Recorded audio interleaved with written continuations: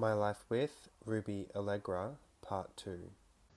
I think the next thing I'd like to talk about is dating and sex. Okay, big one, big one. But I love this shit though. Like it's great. Okay.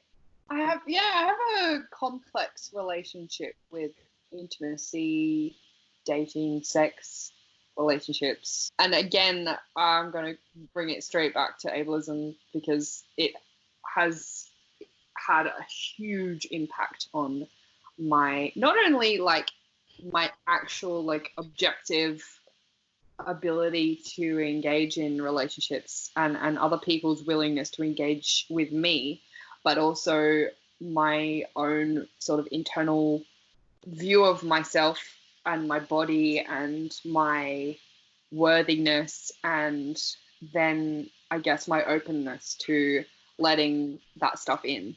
Yeah. I think internalized ableism is a massive cock block, actually. It's meant that I have built up such a deep discomfort with this idea that disabled people or myself can engage with dating, relationships, sex, physical intimacy, other forms of intimacy. And that kind of like is real trauma. It's real trauma. This internalized stuff is hugely traumatic, even though there's not necessarily been a specific point that has caused this. It's just been this like what I've been taught for my whole life about sex and sexiness and sexuality. I kind of was really seeing this movement come through of people accepting their bodies and celebrating their bodies. And so that kind of like opened up a whole new thing for me of like, oh, I'm allowed to like my fat body. And then I kind of like went through this whole thing of like, oh, I'm a proud queer woman. And then I was like, I'm not a woman. I am a trans person. And then it kind of just like snowballed from there because I was like having all these realizations and like like, you know, like realizing stuff and Very Kylie Jenner of you. No, sex is one I still really struggle with, and it's something that I find difficult to talk about quite a lot.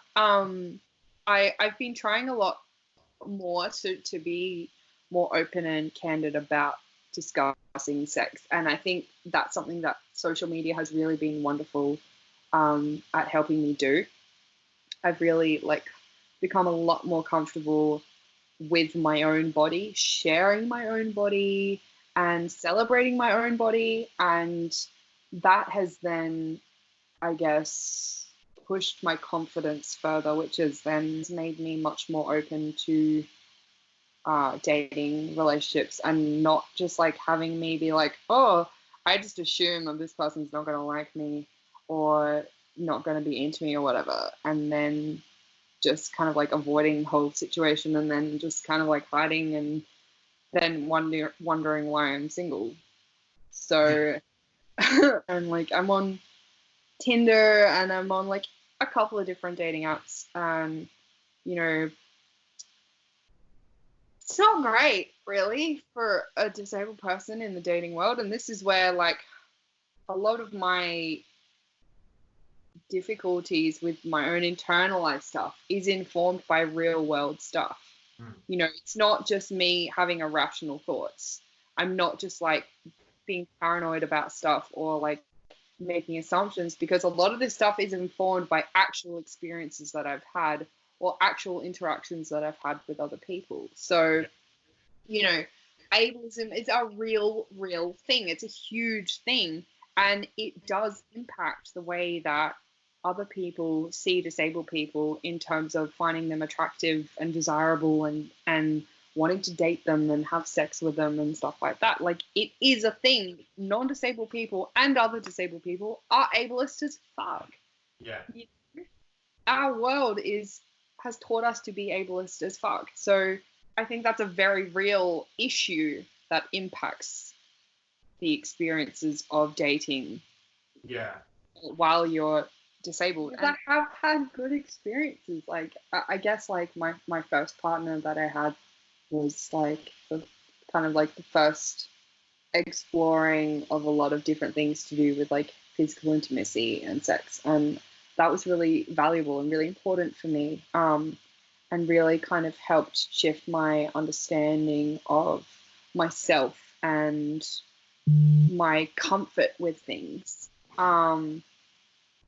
around being open about talking about things that I enjoy or like things that I want and that I desire, and never having felt comfortable about engaging with those conversations before, because I always just kind of thought that those kind of conversations were reserved for thin, non-disabled, cis het white people, like because they're what is seen as like the ideal and, you know, beautiful and sexy and desirable. So they're the ones that are allowed to ask for what they want without being apologetic about it. Yeah. When I was going to ask for something that I wanted, first of all, I didn't think I was allowed to, but second of all, I thought I needed to be apologetic about it, and that I needed to be embarrassed about it and ashamed of it. And often I still am, you know, like I still have a real hard time being able to do that. And also, I guess, with the internalized stuff, it really kind of impacts my ability to recognize moments of genuine interaction. You know, like I find it very hard to identify if someone is paying me a genuine compliment. I find it very difficult to identify if someone is flirting with me. I find it very difficult to identify like genuine acts of care and inclusion, and not just to see them as someone just trying to be nice or doing it because they feel like they have to or out of pity. So I think the next thing we should talk about is intersectionality. And I think I'll just hand over to you to explain what intersectionality is, for those who might not know what it means, and what it means to you and why it's important to talk about and represent. Intersectionality, as I understand it, is about this amazing idea that humans can be multifaceted, that people can exist from multiple different intersecting marginalized groups, and can have, you know, different elements to their identities, which are all important to consider when considering the human. So to be truly intersectional, I guess you're thinking about racism, and you're thinking about ableism, and you're thinking about transphobia and homophobia, and how all of those different things come into play for individuals, and dismantling all of these things to lift people up, I guess. 100%. So like I look at it as basically like there's diversity within each marginalized community. So you can't look at the disabled community as all the same, because within that there's still diversity. I truly believe that intersectionality is so important to actually get shit done and to make change happen. Yeah.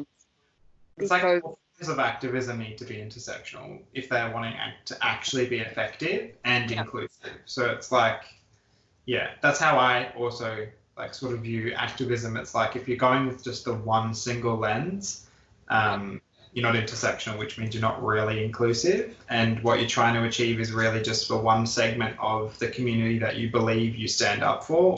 Well, that brings us to the end of our conversation. Thank you so much for joining me, and thank you everyone who followed along. I hope you learned something. I feel like I learned something. So if you want to continue learning things, tune in next week, and go follow Ruby on their Instagram as well. I will make sure I tag their Instagram in the post. Thank you. Bye. Bye. Thanks for following along. Catch part 1 of another intriguing interview next week.